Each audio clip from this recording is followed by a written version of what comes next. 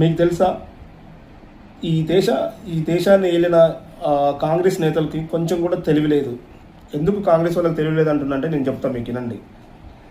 1947 తర్వాతకి మన దేశంలో స్కూల్ అనేది చాలా తక్కువ, ఎడ్యుకేషన్ అనేది అస్సలు లేదు.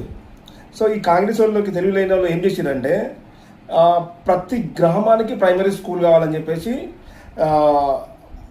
కాంగ్రెస్ గవర్నమెంటు, సెంట్రల్లో కాంగ్రెస్ గవర్నమెంటు అక్కడక్కడ కొన్ని ప్రాంతాలలో ప్రాంతీయ పార్టీలతో కలిసి దగ్గర ఒక 50 నుంచి 60 సంవత్సరాలలో ప్రతి గ్రామానికి ప్రైమరీ స్కూల్ కావాలని చెప్పేసి మొత్తం మన భారతదేశ వ్యాప్తంగా 14,71,000 స్కూళ్ళని నిర్మించారండి.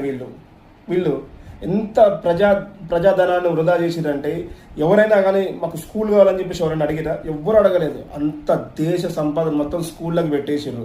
స్కూల్ కావాలని ఎవరైనా అడిగిరా? ఎవరు అడగలేదు. అది సరిపోక 2009లో రైట్ టు ఎడ్యుకేషన్ తీసుకొచ్చారండి. ఎవరు అడిగారంటే మిమ్మల్ని రైట్ టు ఎడ్యుకేషన్ మాకు ఏమైనా రైట్ టు ఎడ్యుకేషన్ మాకు కావాలని అడిగినావా? విద్యార్థులకు కావాలని అడిగినావా మేము?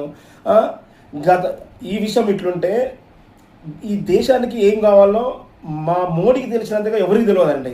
మోడీకి తెలిసిన వీళ్ళేమో వాళ్ళ స్కూళ్ళు నిర్మించి డబ్బులను వృధా చేస్తే మా మోడీ వచ్చిన తర్వాతకి గత 12 సంవత్సరాలలో ప్రజాధనాన్ని కాపాడుకుంటూ ఈ దేశంలో ఉన్న పనికిమాలిన స్కూళ్ళన్నీ 1,00,000 స్కూళ్ళని తీసేసిండు.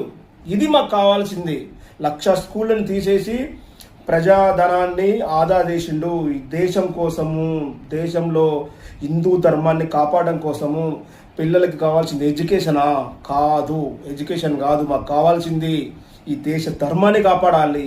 ఈ దేశాన్ని కాపాడాలంటే హిందుత్వాన్ని నిలబెట్టాలి. హిందువులో కష్టాల్లో ఉందని చెప్పేసి 93,000 నుంచి 1,00,000 స్కూళ్ళు క్లోజ్ చేసింది ఈ 12 సంవత్సరాలల్లా.